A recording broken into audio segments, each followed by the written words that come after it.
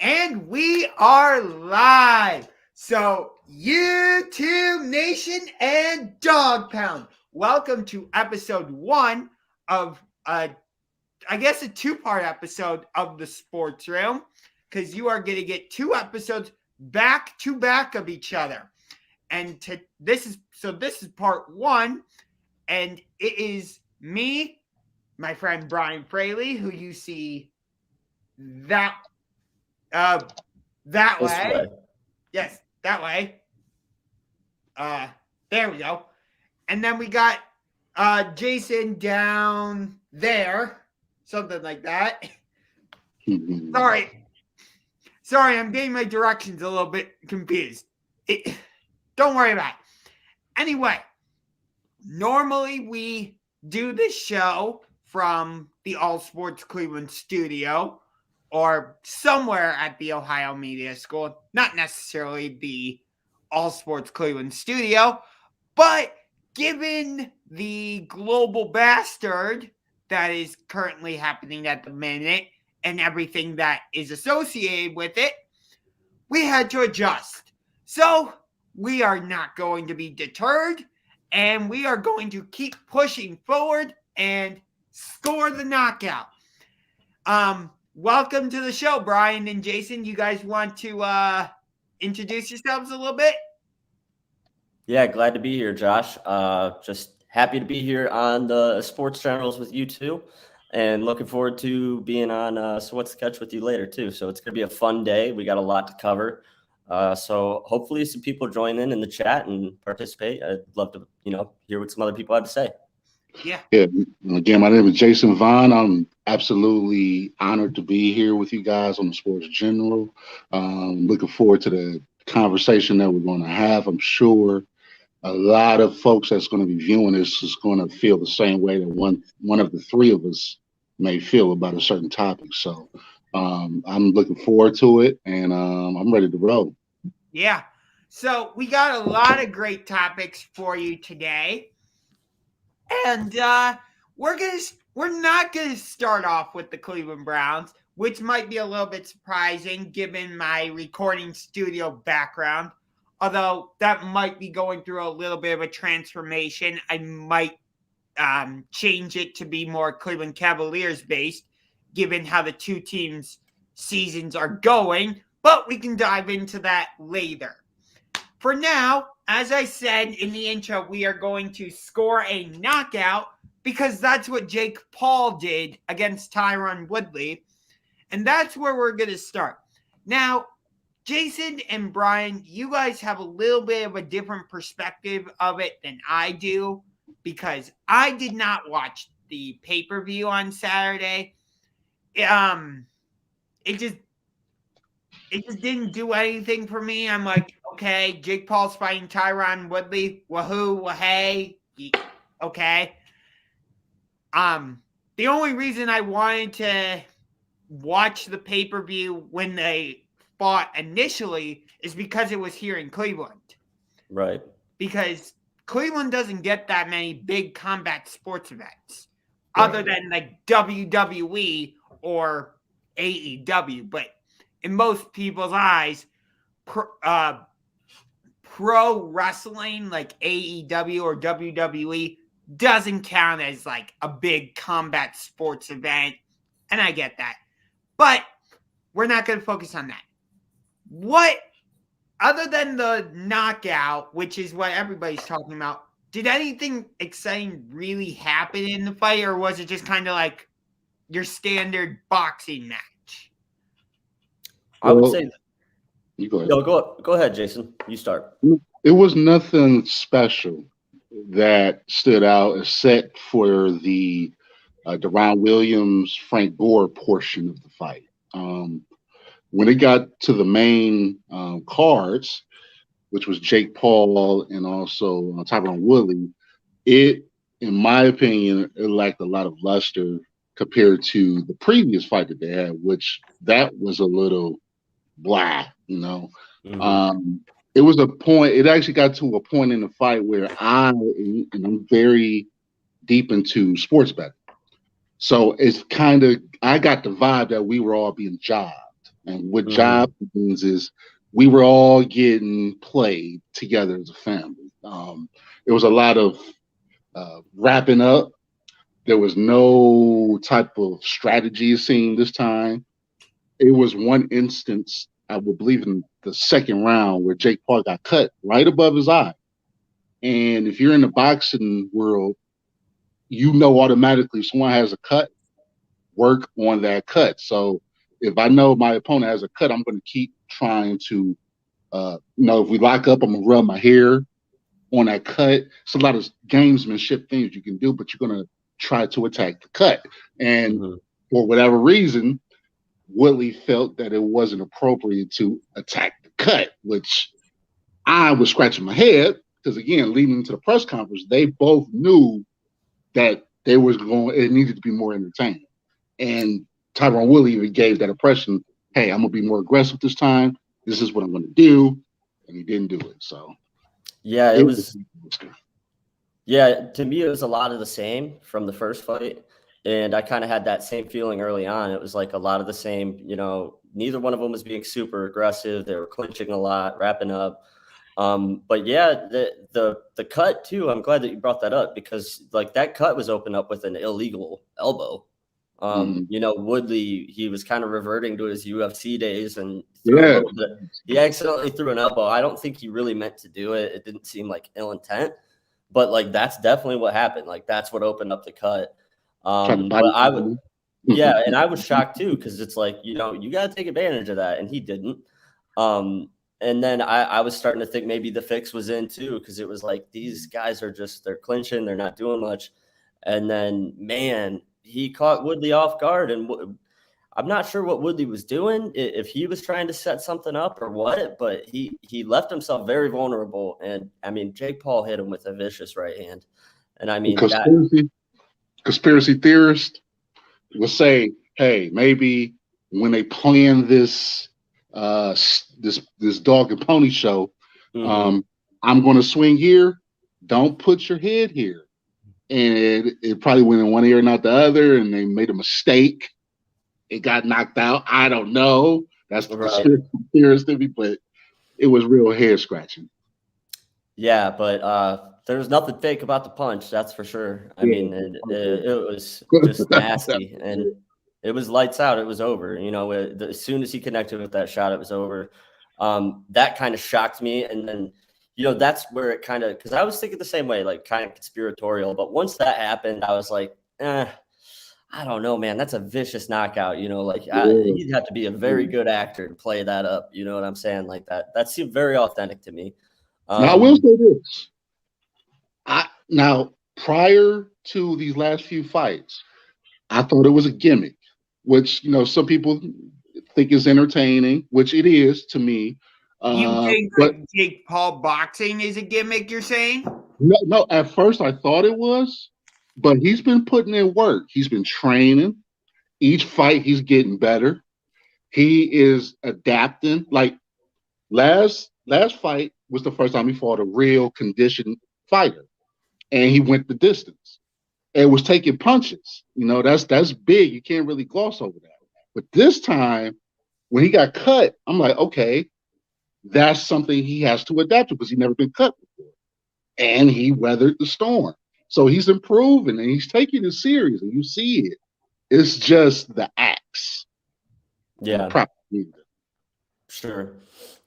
Yeah, I mean, he's 5-0 now. He's knocked out every fighter that he's faced, and I'd love to see him fight a real fighter, which he was trying to do. But I mean, Tyson Fury's brother Tommy backed out. And Mm-hmm. talk about conspiratorial. Like to me, that just looks like Tommy ducked him. That's what I got I a question see. for you, Josh. I mean, Jorge Masvidal is trying to get Jake Paul to fight him. I don't know if you saw in the post-fight press conference. I've seen bits and pieces of it. He was calling out like Kamaru Usman and other UFC fighters, and I'm like, Jake Paul, if you step into the UFC octagon, you are going to get killed. Yeah, Pretty but much. that's why he's not going to, though. That's the thing. Like, he's smart enough not to do that. Yeah. Like, he's It's this is still his thing, and he's chosen to enter boxing, and he's gonna stick. I mean, he's making so much money in boxing compared to yeah, what they make in the UFC. They're making pennies compared to what he's making in the boxing ring. So, like, there's so no, there's no 20,000 each fight. he's got nothing to gain by going over there. You know, he's a businessman. Say what you want about the guy, like he's making money on these fights. Like Yeah, That's that's good true. money, for sure. he's one of the biggest draws in the history of the sport. It's called prize fighting, you know, because they fight for a prize, and his prizes are bigger than any other fighters right now. And Right. that's crazy, you know, to think that they're fighting for millions and millions of dollars, and it's just crazy. Would So, you like, say the Paul brothers are the biggest stars in boxing right now? I wouldn't go that far. I think they're their own thing. It's kind of like an enigma. Like, I think they're proving to the world that they're more legitimate than maybe a lot of people thought, but it's still kind of its own thing. You know what I mean? It hasn't really integrated into real boxing. You know, he's not climbing the ranks in a weight class and fighting. You know what I mean? So to me, it's still a separate entity. You know, guys like Tyson Fury and Canelo and Lomachenko. I mean, there's some real superstars in the sport that are just classes above, you know, this type of boxing. So no, I wouldn't call them the biggest stars in boxing, but they're the biggest attraction, maybe. I'm gonna take a different approach. I'm gonna take a different approach to you because I really thought about this. I think so. I think they are the biggest stars, and this is why. Star power is about clicks, about pay-per-view promotions, who's going to generate the biggest buzz. Fellas, I got it, and I never thought I would even admit. I never thought I would feel this way, but if you say I'm watching the Jake Paul fight, I'm going to watch it. But if you say I'm going to, if Canelo's coming on, hopefully I'll remember it. Hopefully I remember Canelo's fight. Now, boxing purists say, well, you know, he's not a real boxer. This is a slap in the face of the sport, which I understand that to a degree. But again, the guy's 5-0, and everybody he's fighting, he's beating, and he's generating the most buzz, and he's getting the most money out of it. So I don't see how you can't say he is the biggest star in boxing now. Yeah, I tell you what, though, a lot of boxing purists are coming around. Mm-hmm. You know, they're coming around on it because, like you said, like the money is there to be made, and that's what boxing is still. It's an entertainment sport. It's a sport. It's real, but it's entertainment too. You know, like Absolutely. and so you have to be a draw. You have to have the outside of the ring shenanigans or whatever it is that brings people in and generates excitement. And those two do it better than anyone out there. So in that way, I do agree with you for sure. But I'm not going to say they're the best boxers by any means. You know what I'm saying? But yeah, there's an argument to be made, but that they are, you know, the biggest superstars in the sport. So I think the biggest problem boxing has a couple problems for it. Right now, it doesn't really have any stars. Like, if I were to say, like, Vasily Lomachenko, people outside of boxing might not know who that is right away. Whereas if I say, like, I feel like people outside of the UFC circle are going to recognize maybe not every UFC superstar, but somebody like Conor McGregor that they would probably recognize. Mm-hmm. Does that make sense? So I feel like UFC has more of the notable names. Like, and I think part of that is because in boxing, you have so many different companies, which means you have so many different champions. It's not necessarily streamlined as to, oh, he's the champ. Like, we know who the UFC bantamweight champion is. It's Aljamain Sterling. We know who the UFC welterweight champion is. It's Kamaru Usman. We know who the UFC middleweight champion is. It's Israel Adesanya. Clarity. Right.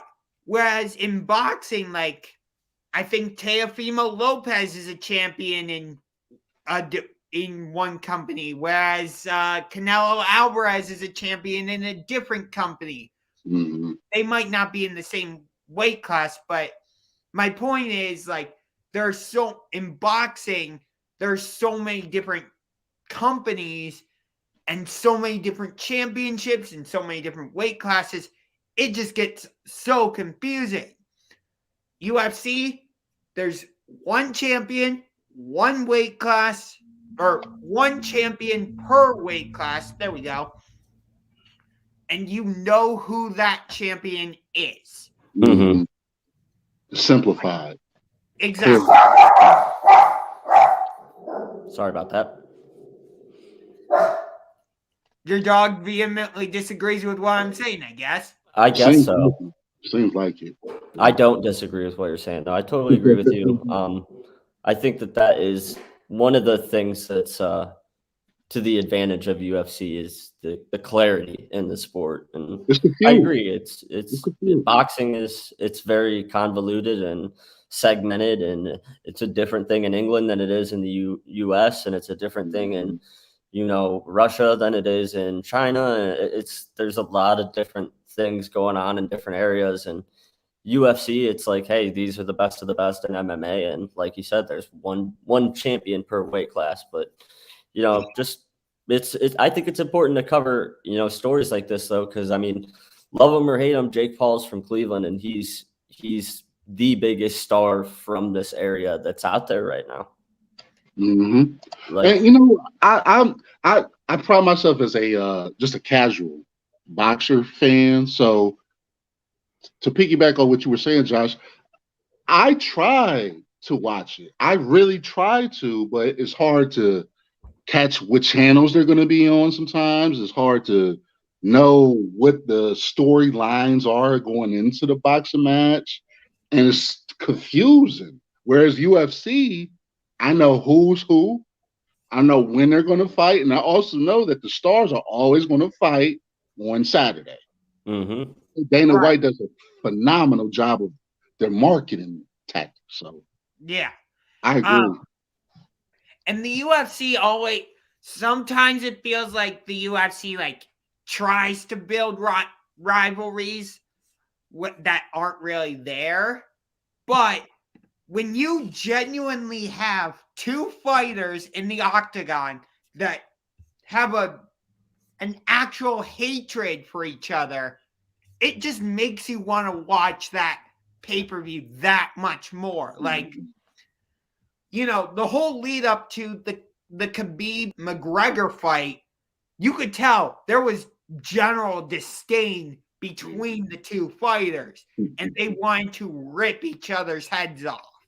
Or like in the second Diaz McGregor fight. I know McGregor's always seems to be at the center of all of these. Which he's good at creating rivalries. What can I say?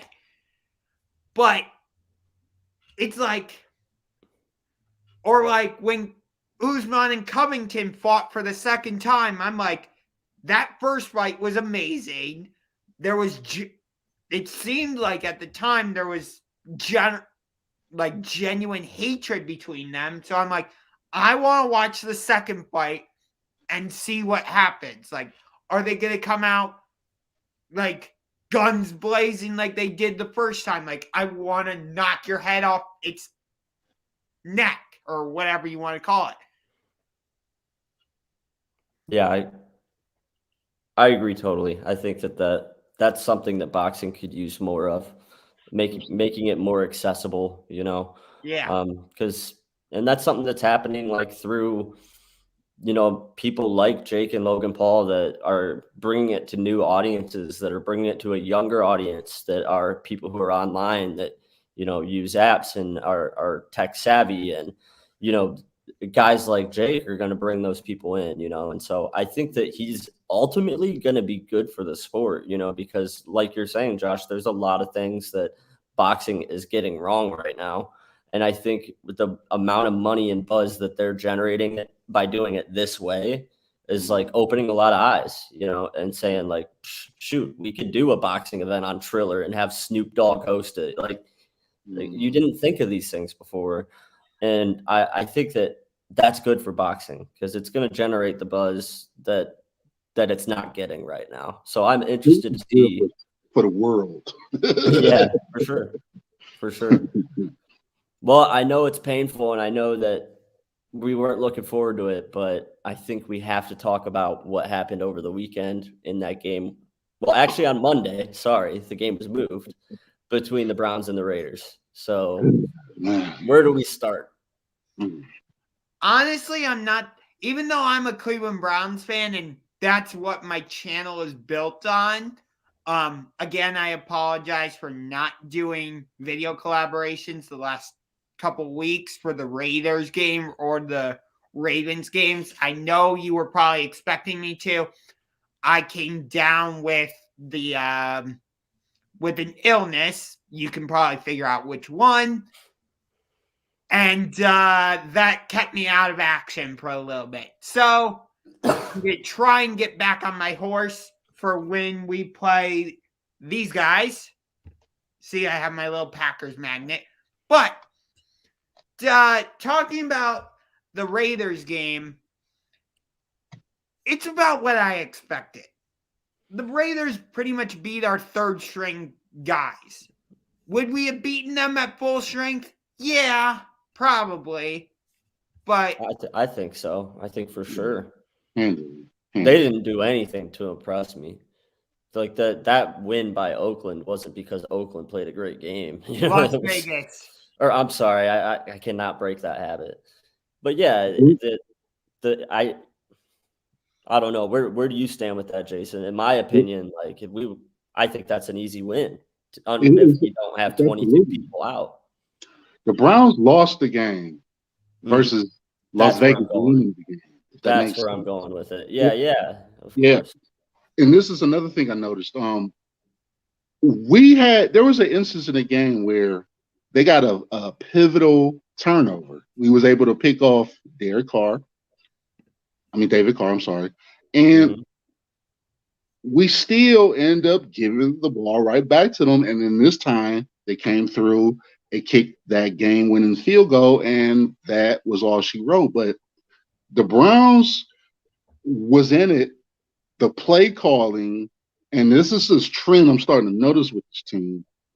We're not calling the right plays. We have a guy that we signed off the street, Nick Mullins. And the first 10 plays, we probably ran the ball twice or 3 times. You're putting him in jeopardy. He just got here. So run the ball. Use your offensive line. Use Dearness Johnson. Not having your quarterback consistently throw. And this is a trend they've been doing all season, fellas. I can't believe that they had Nick Mullins throw the ball 30 times. Like that's ridiculous. It really is. That baffled me as well. I just don't get it. And I agree that we lost that game, and I will say this about Mullins, though. I mean, he played good enough to put them in a position to win at the end of the day. He did lead them down the field on that drive when we needed to score and scored, and then the defense did their job and created a turnover.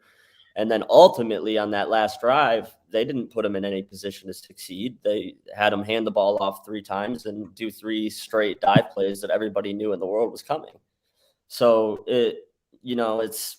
I'm not going to blame Mullins for the loss by any means, but it's just like, to me, it was just puzzling. A lot of the strategy and the play calling on both sides of the ball at the end of the game were just like, it's not fitting with the personnel we have on the field.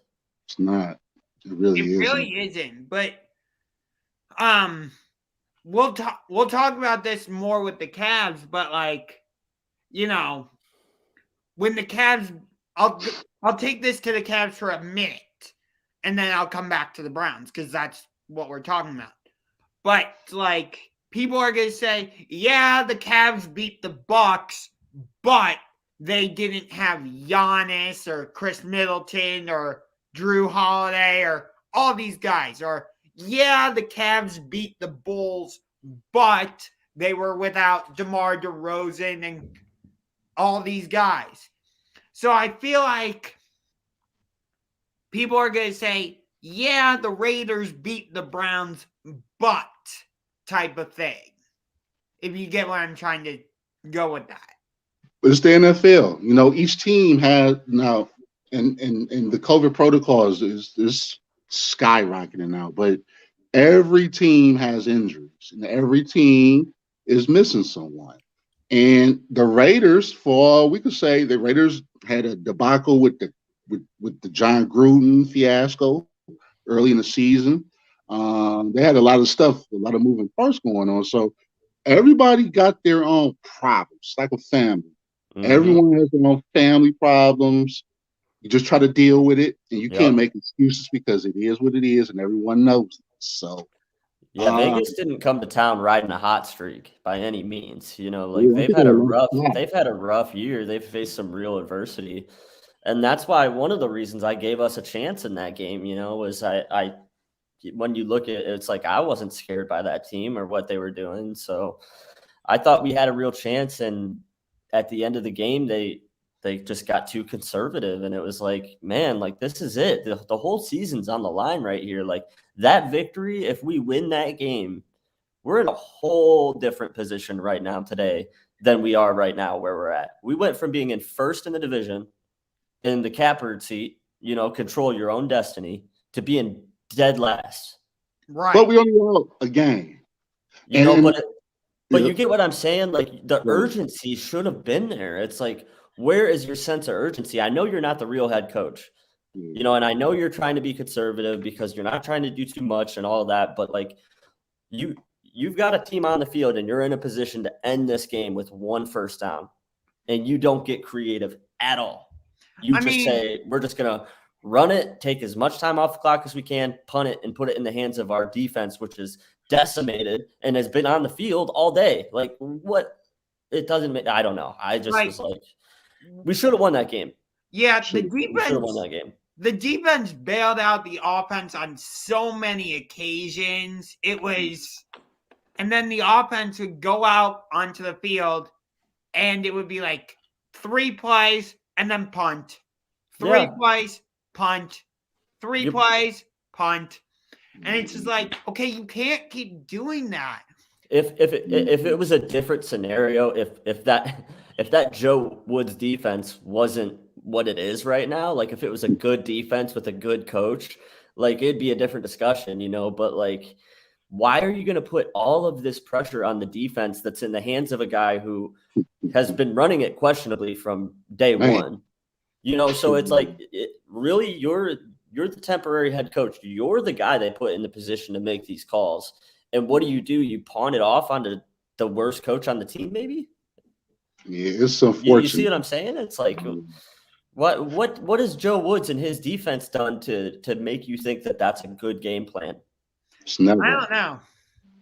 It's just puzzling, man. It's. I know. It feels like the world is, and trust me, I felt bad about it. I really did after the loss. But I just want to bring some other things to the light, just to assure everyone the season technically isn't over. Party's not over with. We still got a couple of hours left in the party. Right. First thing is, we're only a game out of first. Cincinnati Bengals are 8-6. Everybody else 7-7. Right? Mm-hmm. We have the tiebreaker over the Bengals. We mopped them. Mm-hmm. We played them again, the final game of the season. That is going to be absolutely pivotal. Mm. We win that game, we're still back in the talks. But again, we got to wait for a lot of other factors, and that's the problem. That sucks because you control. You want to control your own destiny. We can't. Yeah, but Jason, you're absolutely right. Got to beat the Packers, man. Right. Yeah. I think you do it. You think if we get some guys back, you know, because at this point, the problem is we don't know what our roster is going to look like.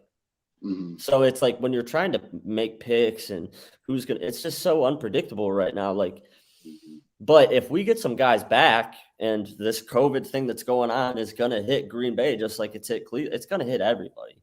You know, by the time we play on Christmas Day, they might be without Aaron Rodgers. You never know. You know what I'm saying? So I'm with you, Jason. Like, don't shut the book on the season yet. But I just think that like there should have been more urgency last game. But you're right, though. I'm glad you offered that perspective because it's been such a topsy-turvy year. Like, we're only 2 games behind the first place team in the entire conference, not just the division. It's wide open. And you know, with everything that's just happened to this team in the year that we've had, you're telling me we're only 2 games out of first, not just in the AFC North, but in the AFC. Like, that's mind blowing. Right. So yeah, it's some good perspective, Jason. Like, we don't give up yet. You know, I hope the coaching staff hasn't because there's still something to fight for right now. Absolutely. But here's the thing. Cincinnati is 8-6. Baltimore is 8-6. We split with them. But what Jason was saying is we got the tiebreaker over both those teams right now. Over the Bengals. I don't know. And the Ravens because we split the series and we have a better divisional record. Okay. Because their record in the division is atrocious. They have gotten beat up by the teams in their division. So Baltimore's really put us in a good position. We have all the tiebreakers in the AFC North. That's why I think that was our best shot at making the playoffs was winning our division. You know what I mean? And so, but you're right, man. With how topsy-turvy everything is, it's still up there. Here's the problem, though. With this loss, not only do we drop to the last place in the AFC North like we talked about, but we're now 12th overall in the AFC playoff standings. So for us to even get back into the wild card race, a lot would need to happen. Like Buffalo would have to trip up. Yeah, I think you're asking too much to try to be a wild card team. I think that our realest shot is still by winning the division.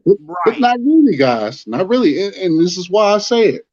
Remember, we got 2 in-divisional games in the AFC North. Other teams do too as well. So there's a lot of opponents are going to be playing their conference players their conference team as well. So you have that working in their favor. And the playoffs, there's an extra wild card team. So it's a total of 3 wild card teams, and we're only 1 game out of first in our division.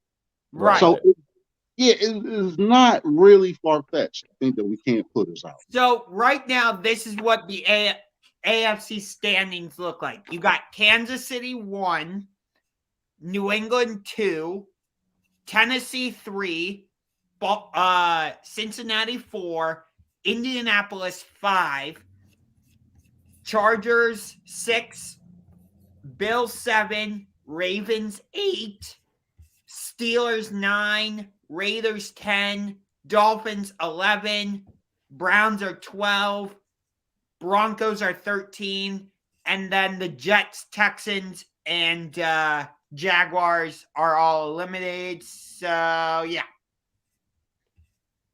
Yeah, this is absolutely doable. I believe the Raiders got to still play the Broncos or play the Chargers or probably got a game against the Chiefs.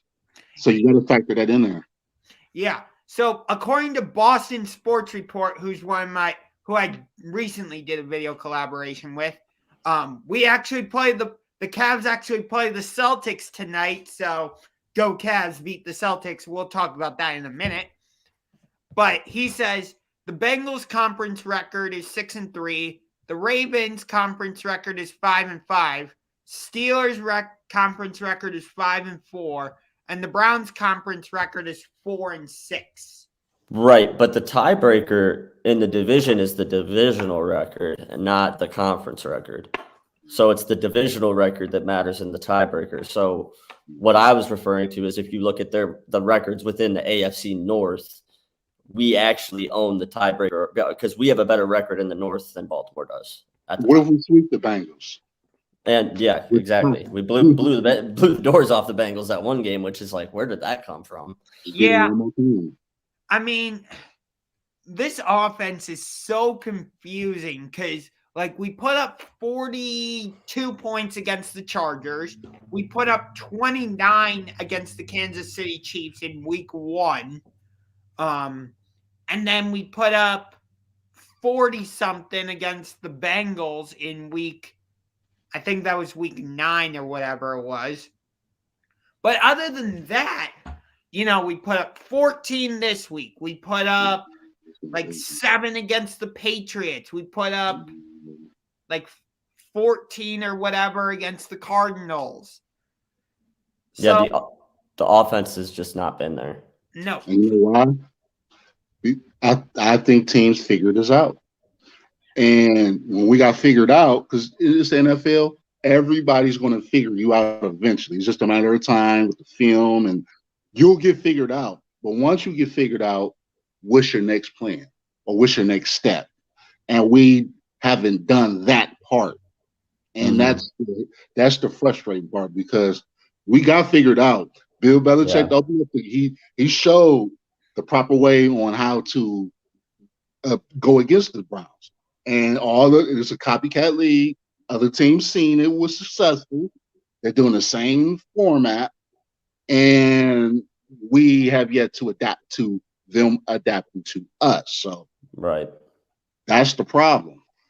Yeah, it's frustrating. I agree with you 100%. It is.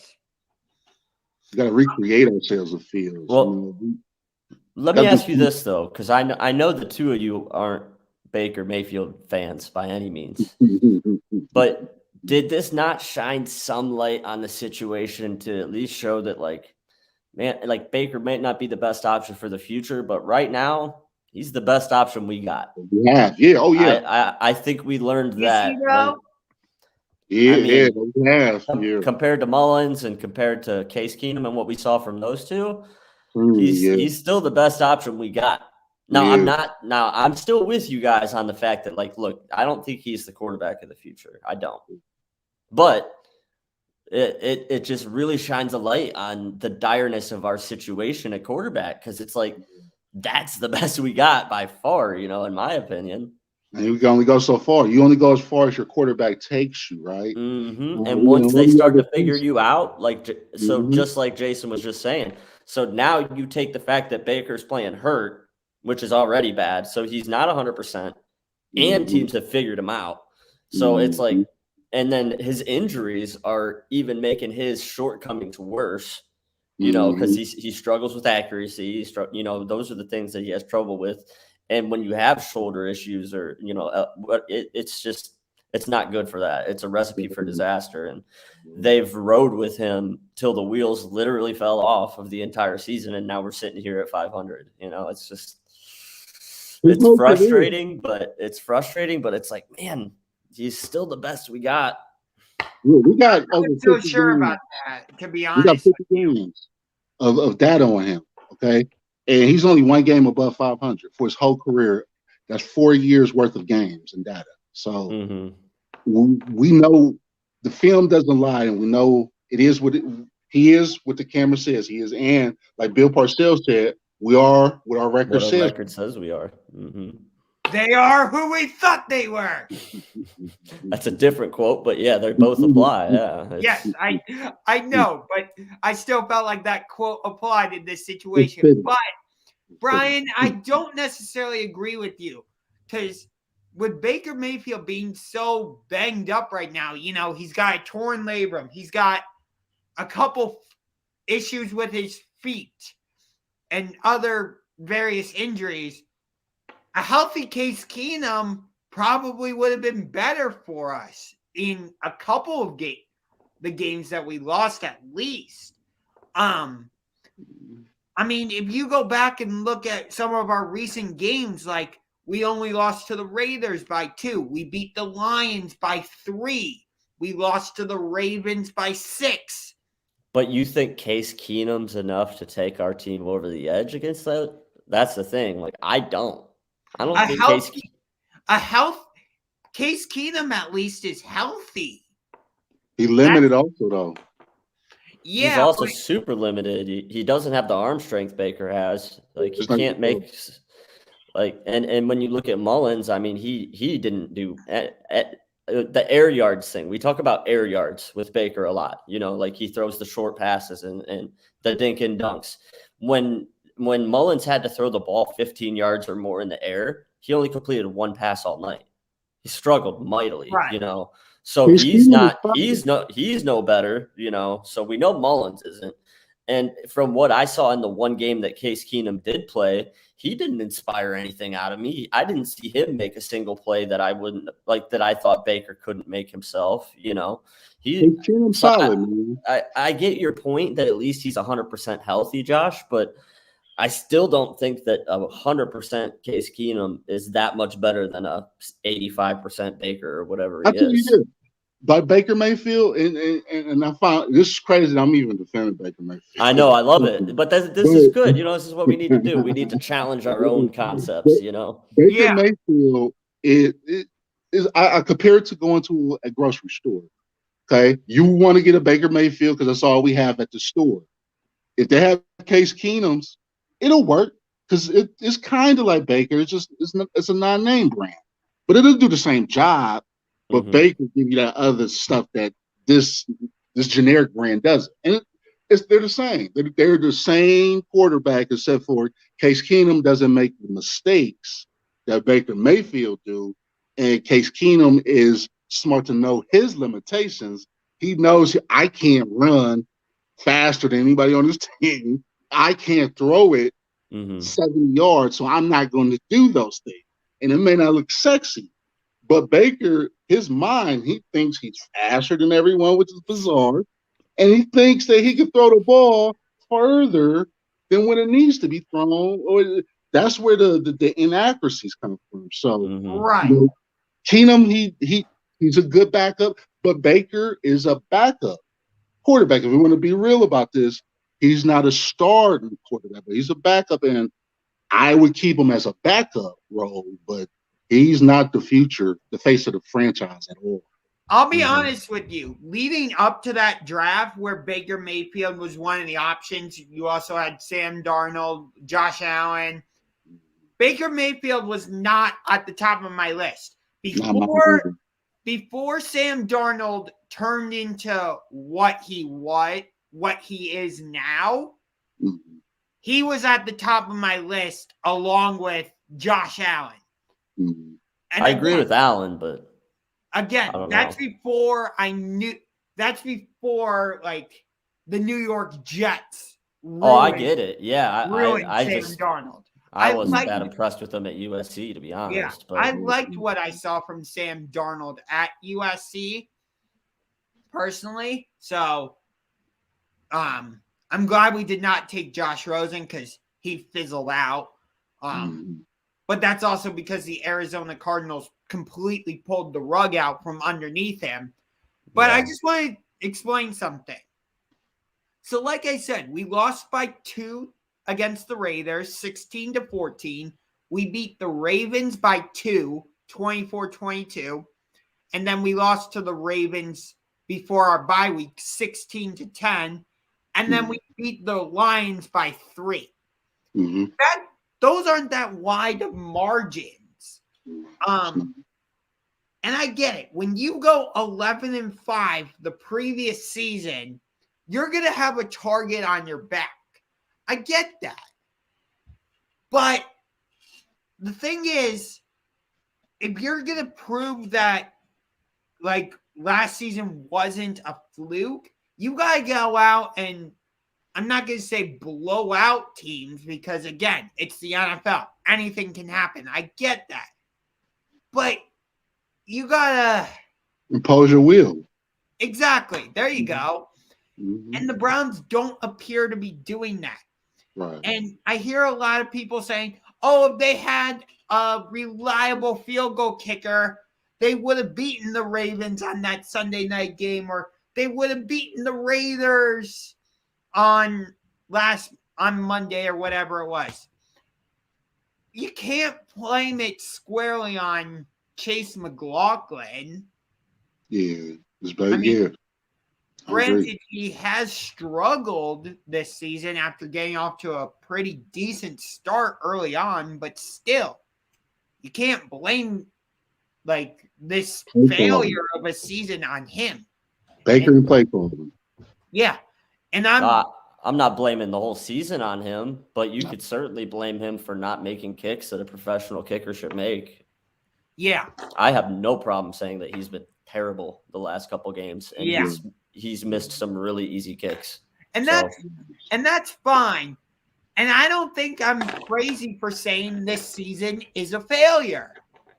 It is. No, I don't. Nobody's arguing that it's not. Yeah. Because here's the thing. After, like I just said, the Browns went 11-5.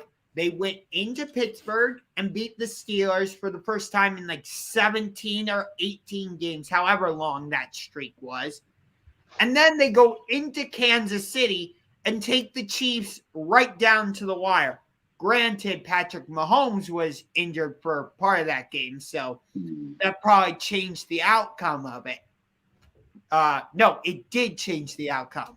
But still, you go 11-5, and you do all that. So people, fans and media members alike, which I think we're a little bit of both, are saying, oh, the Browns are going to win the division. They're going to get back to the AFC divisional round. They're going to go to the AFC championship game. Yada, yada, yada, yada, yada. And what do? They live up to expectations, which is not living up to expectations. Because every time you put expectations on the Browns, you know what they do? Woo! Like that. It's like it's in their DNA. I hate to say it. I don't want to sound like a party pooper, given that my channel is Cleveland Browns based, but I got to be a realist. Team is adapted. They adapted to us, just like with the Chiefs earlier this season. People was thinking the Chiefs was just it was the end of the apocalypse because everybody was beating up on the Chiefs. Chiefs wasn't scoring, but they figured out the Chiefs and how you stop the Chiefs. You have deep defenders, and you make them have to throw those short passes, and that was something that they wasn't accustomed to. But they've adapted, and now they're on a winning streak. And now they're number one in the AFC. And the same thing we're dealing with that now. They've figured us out. The Bills teams figured them out. So they have to recreate themselves. And that's where Stefanski, this is where you get paid the big bucks too, man. We gotta be recreated. We got to create a new identity. Regardless of what happens for the rest of this year, I think that this is the most important offseason that this team has had in decades. You got to make a decision on the quarterback going forward. You're going to have to make some decisions about the defense because that's, there's got to be some changes moving forward with the defense. For sure. So there's a lot of big decisions that need to be made this offseason, and that's whether we win out or we lose out, So it's like I see what you're saying, Josh. It doesn't feel good, but that's why I think it's so important that with these last 3 games, man, they put it all on the line, because anything could still happen. Yeah. And for how many times we've shot ourselves in the foot and how many times we fell short and how many times we had a chance to win a game and we didn't, for us to still be in position to make it into the playoffs, like, hey, you got to take advantage, Right. The Lions ran the Cardinals for crying out loud. So, I mean, any given Sunday. That's what I'm saying. People, you never know what's going to happen between now and Christmas Day. That Green Bay game can look a lot different. You never know what's going to happen between then and then the last 2 games we have in the division. We got the Steelers and we got you just don't know what's going to happen between now and then. And right. But with the position you're in now, it's all or nothing now. You got to be all in. All the poker chips are on the table. Mm-hmm. So for people who want a spot on this team moving forward and who want to be a part of this culture moving forward, you've got the chance now to show like that you're one of those guys. And the people who quit in these last 3 games, we're going to see some people quit. There's some people on that team right now that they're not excited about playing out the rest of the year. And those are the guys we don't need. And so this last 3 games, like whether we make it or don't, whether we win them all or we lose them all, they're super important. And this offseason going into next year is just pivotal because Josh is right. It's been high expectations and then low results forever, and that has to change. And how do you change that? You do it with the decisions you make in the front office moving forward. And they've got some really, really big ones to make. Like, remember 2019? Like, we make all these off-season additions. We hire Freddie Kitchens as the head coach on all this and that. We're on like 4 or 5 primetime games. Everybody's putting high expectations on us. And what happens? We go 6-10. Right. Yeah. Yeah, it's happened before, and when you are trying to establish yourself in the NFL, nobody wins a Super Bowl in 1 year. Nobody comes out of the blue and wins a Super Bowl. It don't happen. It is a culture thing. Tampa Bay. And they had a lot of talent, man. They've got all the talent in the world, man. That was like a Pro Bowl team. I don't know. I wouldn't consider that coming out of nowhere. That's a team that was built from the ground up, that had a culture there that was, when you got the right guy in, when you brought Tom in and you brought the right coach in, they were ready to win because of the culture there. We don't have that yet. We brought on paper, this team was a Super Bowl team on paper. We had the flashy guys. We had Jarvis and OBJ and people who thought Baker was better than he is. We had the flashy, high-powered offense. That was the perception going in here. And it's not there. So, the culture has to change. And these are the moments when teams that are going to be playoff teams in the future and are going to be Super Bowl teams in the future, they don't crumble. And when they're 7-7 or when they're 500 going into their last 3 games of the year and they have injuries and they have adversity, they don't crumble. They elevate their game in those moments. And it's going to be interesting to see if any of the Browns players have that in their DNA. Yeah. We'll see. So I'm excited. I'm still really excited about the end of the year just because there's so much to find out. There's so many question marks. It's been such a crazy topsy-turvy year. It's just like, I have no clue who's going to win this division. I know. And it's pretty wild. So, yeah, I really don't know. But switching gears a little bit. Yeah, we need to cover the Cavs quick before we are done here because we do. We got to start getting ready for our next show. So we got about 10 minutes here to cover the Cavs. So yeah, let's try to in 10 minutes, talk some Cavs here and give them the love that they deserve because that's a team that has done the opposite of what the Browns have done. Yes, they are in amazing position this far into the season compared to what we thought at the beginning of the year. So let's talk about some good stuff. Yes. Last year we were 22-50. So and it just looked so it's no wonder people are like, oh yeah, forget about the Cavs. They're gonna be a lottery team. They'll be with the Detroit Pistons and they'll be with excuse me. The Thunders of the world and the Magics they'll of the be world. with the Detroit Pistons, the Orlando Magics, the Oklahoma City Thunders, the Sacramento Kings, those teams. No, we're third in the Eastern Conference. We're 19-12. I believe we're only a game back of the Chicago Bulls for first place in the Central Division, if I remember correctly. I'll double check on that right now. I think they're 2 games up. No, we are a game behind Chicago in the Central Division, and we are 2.5 back of Brooklyn for the first place in the Eastern Conference. We are 19-12. We're on a 6-game winning streak. And, people are going to say, yeah, you beat the Milwaukee Bucks, but They didn't have Giannis. They didn't have Chris Middleton. They didn't have Drew Holiday, blah, blah, blah, blah, blah. I don't care. I don't want to hear that. Because you know why? The Bucks are still the defending NBA champions. So it's significant if you beat the defending NBA champions.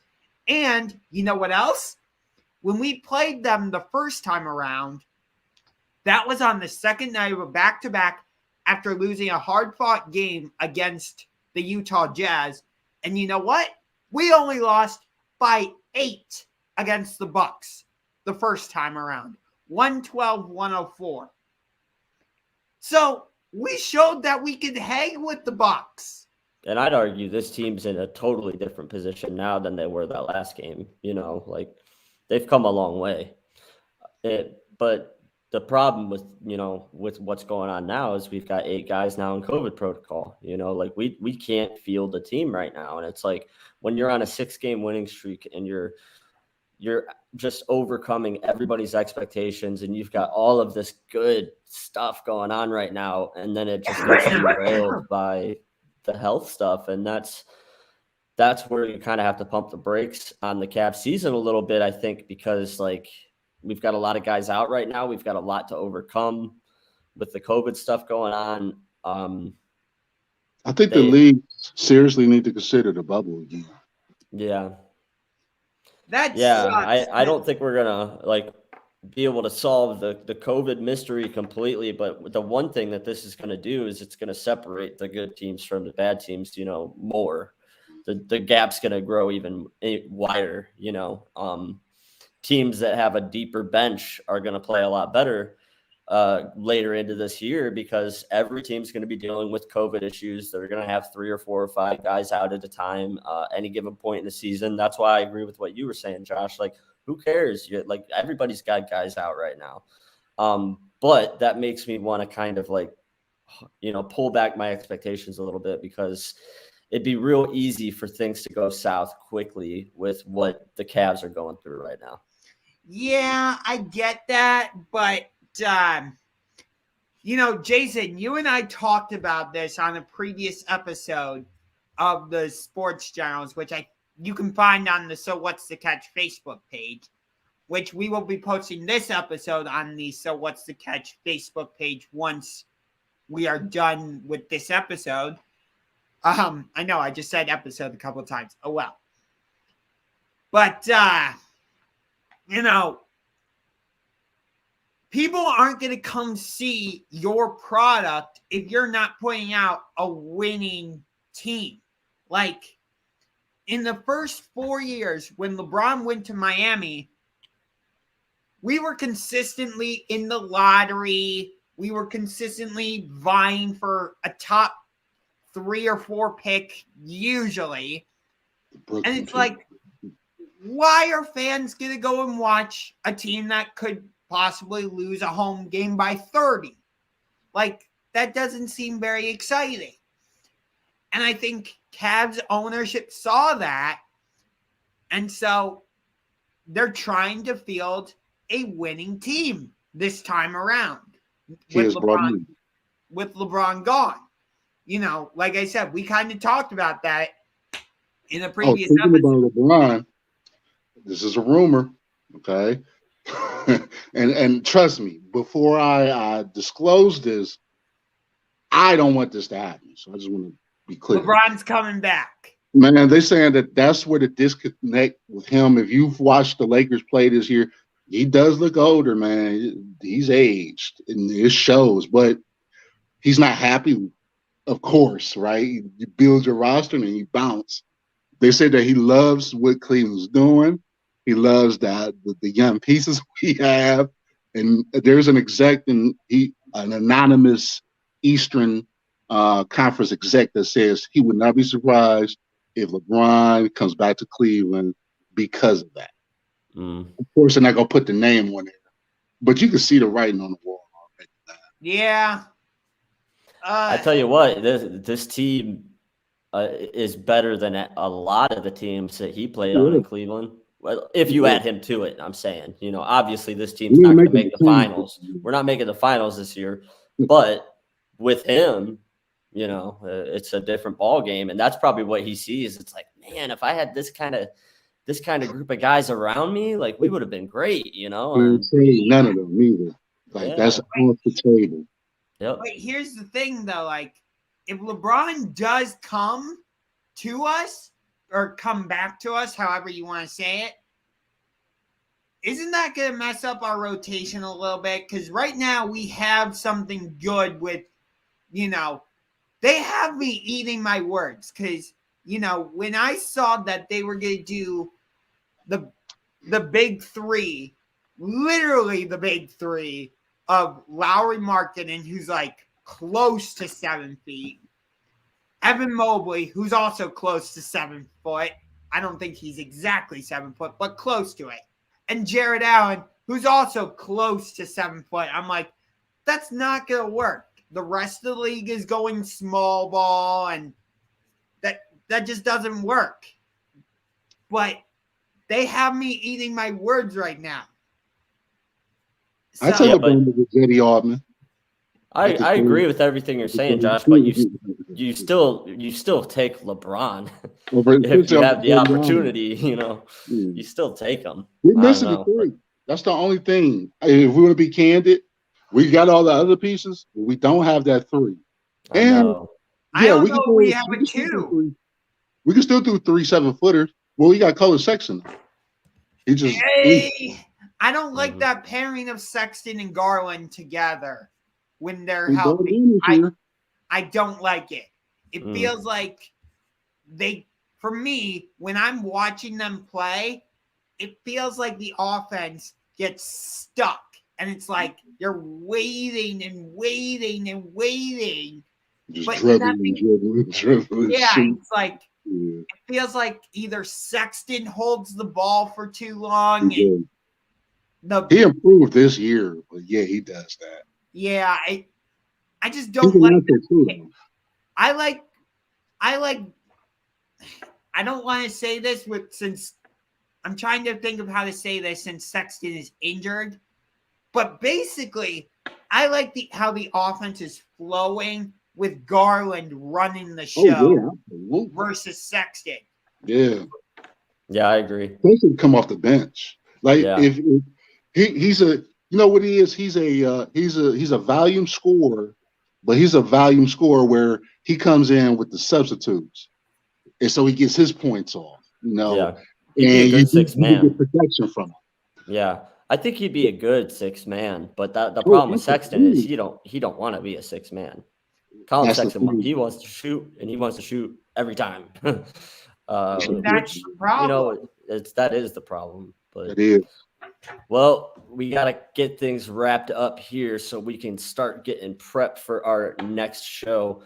But guys, what are your last thoughts here? What do we want to leave the fans with before next week? Because it's looking like we're probably going to use this format for the near future.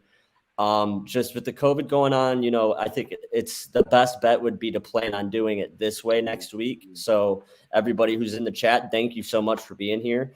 Somebody just joined at the last minute. Hold on 1 sec.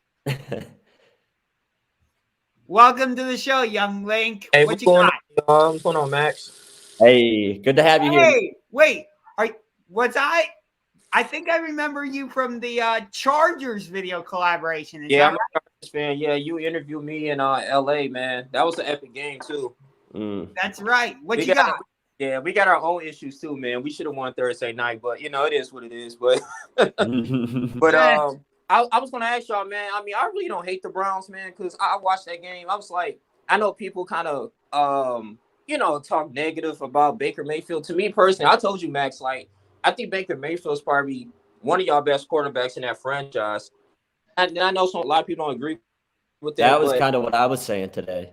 Yeah, like he's the best we got,